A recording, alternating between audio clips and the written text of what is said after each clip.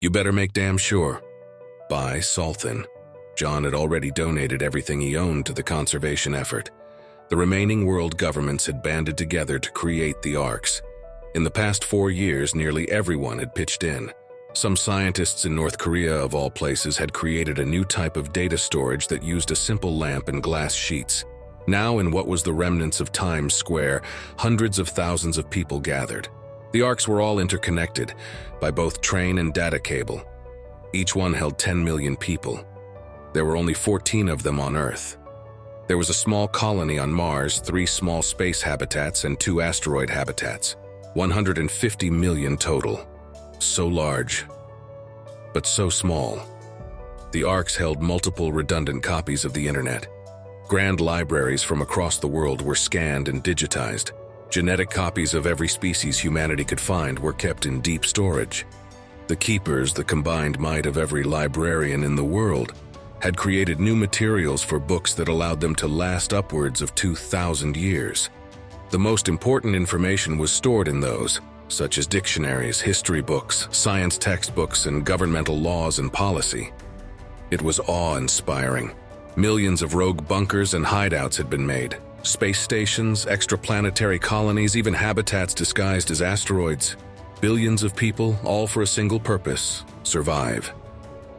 They had come 8 years ago. No one knew what they called themselves, but they issued a single demand: serve or die. You have 4 of your years to answer. As expected, no one wanted to serve an unknown alien civilization. So everyone collectively said fuck you to them when they came back 4 years later. When they heard our answer, they spoke again. Death comes in 4 years. If you repent in time, we will save you. The arcs had already been in construction by then. In the last few months, every material, every heirloom was all donated to the arcs. Most people were going to die, and they all knew it. It took all of 2 months for everyone to agree to sacrifice themselves for the future. Death came in the form of a large asteroid, nearly 11 kilometers in diameter. It was almost here. Now everyone was gathered. The ones to survive were randomly selected, equal distribution from every corner of the globe. The designated survivors were already in place. John smiled. It was T-1 hour. In that time, there were communication arrays set up all over the world. Basically, everyone liked the idea. One last laugh, a chance for everyone's last words. They would be recorded and copied to all the arcs. John was handed a recorder. The light turned green. Hey, I'm John, just another guy. Anything else isn't important. I want you, the listener, to understand how badly you fucked up. The human species specializes in many things, but we are particularly good at one thing: surviving. If you really want to kill us, try harder next time. All it takes for us to come back is maybe 1,000 people. That's it. Did you even bother counting how many of us there were? 8 billion. 8 with 9 zeros after it. So I warn you, you vile monsters, that you better make damn sure you get all of us before you declare victory. Every single one. Because if you don't, we'll remember. Our children will remember too, and their children. You get the idea. They're gonna come back, and they're not gonna just kill you. They're going to destroy you and then show the few that are left how amazing humans are. And then we're gonna set them free. No masters, no slavery, nothing. We're going to forgive them. You probably think this is a bluff or a joke. Maybe. But it isn't. It's how humans are. It's in our nature. So you better watch your back. Every one of you, for as long as your disgusting selves plague this universe, you should look twice.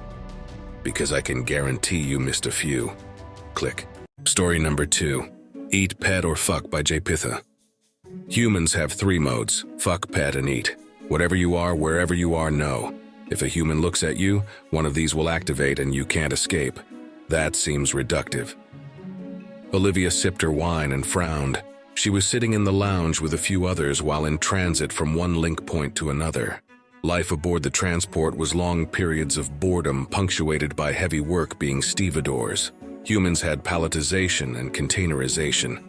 But the rest of the galaxy looked at them, well, like humans when they brought it up. Aaron shook his head, his frill half a beat behind. I assure you it is not reductive, Olivia. How many local delicacies have you tried on this trip alone? Olivia rolled her eyes. Erin, you have to try the local cuisine. How else will you find new things that you like? You can't dismiss a food until you try it. Olivia, fully 3/4 of the things you tried would have killed me. Olivia waves her hand dismissively. I bet they wouldn't have killed you. No, they would have. Your species' ability to process strong alkalines and acids is frankly frightening. Your bodies make acetone for ancestors' sake. Fine. Sure, we can eat lots of stuff and do, but that doesn't cover fucking. Erin's face was placid. Kevin. Olivia looked up at the ceiling, thoughtful. Okay, point. I forgot about Kevin. Kevin works in environmental systems and hasn't met a sapient he didn't want to at least try rubbing parts with yet. His response is that he is broadening his horizons. What I don't get, Erin continued, is how he has had such success. Everyone's horny, Erin. Not everyone is so game to try outside of their species, though. Olivia tossed back her wine, another thing that Erin says will kill him if he tries it, and pours more from her bottle. Okay, but like we don't pet everything. We'd get in so much trouble if we did. Just think of the incidents it would cause. You want to, though. I've seen it in your eyes. I've been around humans long enough to know that you spend an inordinate amount of your energies holding back your baser instincts. Give me an example. Olivia wasn't drunk. Yet. But she was on her way. This was her 3rd glass of wine in less than an hour. Erin crossed his upper arms across his chest, an imitation of a human gesture. The Cephagons. They're so fluffy. How can you not want to pet them? Olivia gestured with her wine glass, the burgundy liquid inside sloshing around worryingly. They look like teddy bears. Erin just stared at Olivia and clacked his wing covers once. Fine, okay. Eat, fucking pet, but damn it, that's why you love us. Story number 3. A Minor Distraction by Tired Worker 27. This cannot be possible, Admiral Hilzuxran screamed while jumping out of his seat. I fear it is, old friend, was General Colitasis' rather cold response. Another coalition fleet annihilated, another 700 ships destroyed, another system lost. For the past 200 years, since the first appearance of the Xiztal, this had been the status quo. Battle after battle, system after system, the coalition, one after another, had surrendered their territories. The onslaught was unprecedented. They had come from another galaxy, the first intergalactic visitors in billions of years, and they had come as conquerors. Their Zrbite-powered ships and weapons were superior to everything the Milky Way had to offer. By now, they had conquered half the galaxy. Even a coalition of the Galaxies, 20 major political powers, had not been able to stop them. Everything seemed lost. At this rate, they will have conquered us within another century, Senator Gilvinus of the Tildor muttered. Where is the main Xiztal fleet headed? General Colitasis asked the operators of Coalition HQ. The human domain, the chief operator answered. The humans? They'll be swept aside in a few years, Admiral Hilzuxran remarked. But perhaps they can keep the Xiztal occupied long enough for us to organize an effective defense. Humans were an unpopular and troublesome species. First encountered by coalition probes half a millennium ago, they had mostly kept to themselves. At first, they had been an empire ruled by an almighty monarch. Under the empire, the humans had colonized over 10,000 systems, rising to be among the greatest powers in the galaxy. But they preferred to stay among themselves. Their internal strife was legendary among the citizens of the galaxy. They fought and quarreled constantly among one another. Once they started a civil war among several hundred star systems because of a disagreement over a sports game they called grab football. But once the empire had reached a certain size, it was no longer possible to keep all these systems administered by a single center, and the human domain had fractured into 100 different factions.